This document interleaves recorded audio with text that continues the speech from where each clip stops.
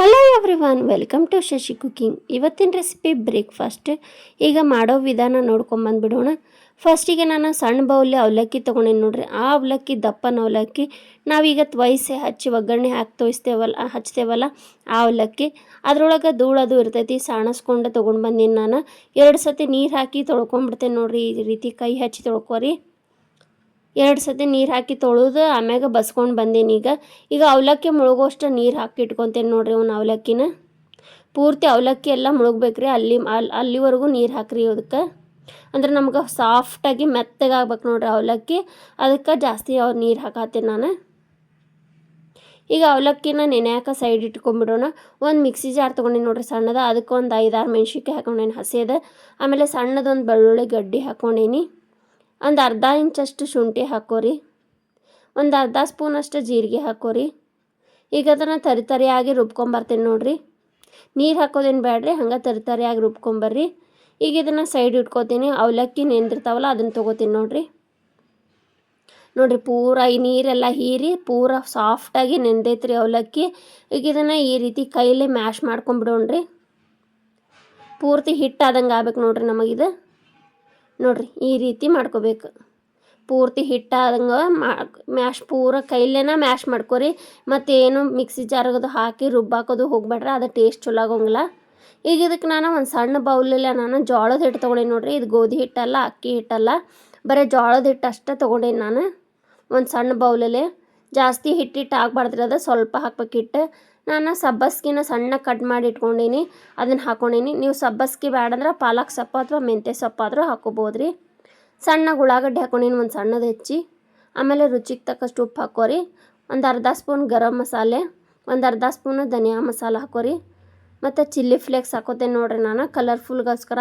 ಇವೇನು ಖಾರ ಇರೋದಿಲ್ಲ. 1 ಸ್ಪೂನಷ್ಟು ಹಾಕ್ಕೊಂಡಿರ್ತೀನಿ.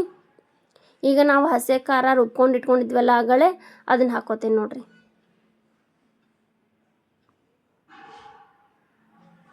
ಈ ರೀತಿ ಕೈ ಹಚ್ಚಿ ಎಲ್ಲ ಪೂರ ಕಲಿಸ್ಕೊಂಬಿಡ್ರಿ. ಈಗ ಚಮಚಲೆ ಕಲಿಸ್ಕೊಳಕ್ಕೆ ಹೋದ್ರೆ ಇದು ಕೂಡ್ಕೊಳಂಗಿಲ್ಲ ರೀ. ಹಾಗಾಗಿ ಈ ರೀತಿ ಕೈಲೇನ ಕಲಿಸ್ಕೋಬೇಕು ನಾವು. ಯಾಕೆ ನಂಗೆ ಸ್ವಲ್ಪ ಗಟ್ಟಿ ಅನ್ಸಾತಿ ಹಿಟ್ಟು. ಅದು ಹಸಿ ಖಾರ ರುಬ್ಕೊಂಡಿದ್ವಲ್ಲ ಅದ್ರೊಳಗೆ ಒಂದು ಸ್ವಲ್ಪ ನೀರು ಹಾಕ್ಕೊಂಡು ಇದಕ್ಕೆ ಹಾಕೊಂಡ್ಬಿಡ್ತೇನೆ ನೋಡ್ರಿ. ಈ ರೀತಿ ನಾದ್ಕೊಂಡ್ರೆ ಮೆತ್ತಗೆ ಸಾಫ್ಟಾಗಿ ಆಗೈತೆ ನೋಡ್ರಿ. ಈಗ ಹಿಟ್ಟಿದು ಗಟ್ಟಿನೂ ಇರಬಾರ್ದು ಮತ್ತು ಭಾಳ ಮೆತ್ತಗೂ ಇರಬಾರ್ದು ಹಿಟ್ಟು. ಹಂಗೆ ಮಾಡ್ಬೇಕು ನೋಡ್ರಿ. ಗಟ್ಟಿ ಇರಬಾರ್ದ್ರಿ. ಒಟ್ಟು ಒಂದು ಸ್ವಲ್ಪ ಮೆತ್ತಗಾದ್ರೆ ನಡಿತೈತಿ, ಒಂದು ಸ್ವಲ್ಪನೂ ಗಟ್ಟಿ ಇರಬಾರ್ದು. ಗಟ್ಟಿ ಆಗಿಬಿಟ್ರೆ ಏನಾಕವ್ರಿ, ನಾವು ಈ ತಾಲಿಪಟ್ಟಿ ಮಾಡತ್ತೇವಲ್ಲ ಅವು ಬಡಿಯಾಕೆ ಬರೋಲ್ಲ, ಮತ್ತು ಹಾಕಕ್ಕೆ ಹೋದ್ರೆ ಮುರಿತಾವೆ. ಅದಕ್ಕೆ ಸಾಫ್ಟಾಗಿರ್ಬೇಕು ನಮಗವು ಹಿಟ್ಟು. ತಾಲಿಪಟ್ಟಿ ಬಡಿಯೋಕ್ಕೋಸ್ಕರ ನಾನು ಒಂದು ಅರ್ಬಿ ತೊಯ್ಸಿ ತೊಗೊಂಡೇನಿ ನೋಡ್ರಿ. ನೀವು ಇಲ್ಲಂದ್ರೆ ನಿಮ್ಮ ಕಡೆ ಒಂದು ಕವರ್ ಇರ್ತೈತಲ್ಲ, ಅದನ್ನು 1 kg 2 kg ಅದನ್ನು 2 ಕಡೆ 3 ಕಡೆ ಕಟ್ ಮಾಡ್ಕೊಂಡು ತೊಗೋಬೋದ್ರಿ. ಈಗ ನಾನು ಒಂದು ತೇವ ಅರ್ಬಿ ಮಾಡ್ಕೊಂಡು ತೊಗೊಂಡೇನಿ. ಅದ್ರ ಮ್ಯಾಗ ಈ ರೀತಿ ಬಡ್ಕೊರಿ. ಒಂದು ಸ್ವಲ್ಪ ಕೈಗೆ ನೀರು ಹಚ್ಚಿ ಈ ರೀತಿ ಬಡ್ಕೊಂಡ್ರೆ ನಮಗೆ ಪಟಾಪಟ ಬಡಿಯಾಕೆ ಬರ್ತೈತೆ ನೋಡ್ರಿ. ಈಗ ನಾವು ಪ್ಲಾಸ್ಟಿಕ್ ಹಳಿ ಮಾಡ್ಬೇಕಾರೆ ಎಣ್ಣೆ ಹಚ್ಬೇಕ್ರಿ. ನಾವೀಗ ನೀರು ಹಚ್ಚಿ ಮಾಡತ್ತೀವಲ್ಲ, ಇನ್ನೂ ಸಾಫ್ಟಾಗಿ ಬರ್ತಾವೆ ಇವು. ಅದ್ರ ಮ್ಯಾಗ ಅರ್ಬಿ ಹಿಂಗೆ ಈ ರೀತಿ ಹೊಳ್ಳಿಸಿ ಹಾಕೊಂಡು ಲಟ್ಟಿಸ್ಕೊಂಡ್ಬಿಟ್ರೆ ಬರಾಬರ ನೀವು 10 ನಿಮಿಷದಾಗ ಎಷ್ಟು ಬೇಕಾದಷ್ಟು ಈ ರೀತಿ ತಾಲಿಪಟ್ಟಿ ಮಾಡ್ಬೋದು ನೋಡ್ರಿ. ಮನೆ ಮಂದೆಲ್ಲ ಬ್ರೇಕ್ಫಾಸ್ಟ್ ರೆಡಿ ಆಗಿಬಿಡ್ತೈತಿ 10 ನಿಮಿಷದಾಗ. ಅಂದ್ರೆ ನೋಡ್ರಿ ಎಷ್ಟು ಚಂದ ಕಾಣತೈತಲ್ಲ, ಎಷ್ಟು ಸೂಪರಾಗಿ ಕಾಣತೈತಿ. ಅವಲಕ್ಕಿಯಿಂದ ತಾಲಿಪಟ್ಟಿ ಮಾಡಿ ಅನ್ಸವಲ್ರಿ, ಅಷ್ಟು ಚಲೋ ಐತಿ. ಮತ್ತು ಜೋಳದ ಹಾಕೋದ್ರಿಂದ ಆರೋಗ್ಯಕ್ಕೂ ಭಾಳ ಒಳ್ಳೆಯದು. ರೊಟ್ಟಿ ಯಾರು ತಿನ್ನೋಂಗಿಲ್ಲ ಅಂತಾರಲ್ಲ, ಈ ರೀತಿ ಮಾಡಿಕೊಡೋದು ಭಾಳ ಉತ್ತಮ ನೋಡ್ರಿ. ಮಕ್ಕಳಿಗೆಲ್ಲ 10 ನಿಮಿಷದಾಗ ನಾಷ್ಟ ಮಾಡಿಕೊಟ್ಟು ಬಿಡ್ಬೋದ್ರಿ. ಹಂಚ್ಕಾದಿತ್ತು ಅದ್ರ ಮ್ಯಾಗ ಒಂದು ಸ್ವಲ್ಪ ಎಣ್ಣೆ ಸವರ್ಕೊಂಡು ಈ ರೀತಿ ತಾಲಿಪಟ್ಟೆ ಹಾಕಿ ಮ್ಯಾಗ ಒಂದು ಸ್ವಲ್ಪ ಎಣ್ಣೆ ಹಾಕ್ಕೊಂಡ್ಬಿಡ್ತೇನೆ ರೀ. ಇದಕ್ಕೆ ನೀವು ಎಣ್ಣೆ ಬೇಡ ಅಂದ್ರೆ ಮಕ್ಕಳಿಗೋಸ್ಕರ ಹೆಲ್ದಿಯಾಗಿ ಮಾಡತ್ತಿದ್ರೆ ತುಪ್ಪ ಆದರೂ ಹಾಕ್ಕೋಬೋದ್ರಿ. ನೋಡಿರಿ, ಒಂದು ಅರ್ಧ ಸ್ಪೂನಷ್ಟು ತುಪ್ಪ ಹಾಕಿ ತೋರಿಸ್ತೇನೆ ನಾನು. ಈಗ ಮಕ್ಕಳೆಲ್ಲ ರೊಟ್ಟಿ ಅದು ತಿನ್ನಾಕೊಲ್ಲ ಅಂತಾರೆ. ಈ ರೀತಿ ತಾಲಿಪಟ್ಟಿ ಒಳಗೆ ಜೋಳದ ಹಿಟ್ಟು ಹಾಕ್ಕೊಟ್ಬಿಟ್ರೆ ಅದೂ ಹೆಲ್ದಿಯಾಗಿರ್ತೈತೆ ರೀ. ಮತ್ತು ಅದು ಶಕ್ತಿ ಇದನ್ನಾಗಿರ್ತೈತಿ. ರೊಟ್ಟಿ ತಿಂದಷ್ಟು ಬಾಯಿಗೆ ರುಚಿ ಕೊಡ್ತೈತೆ ನೋಡ್ರಿ.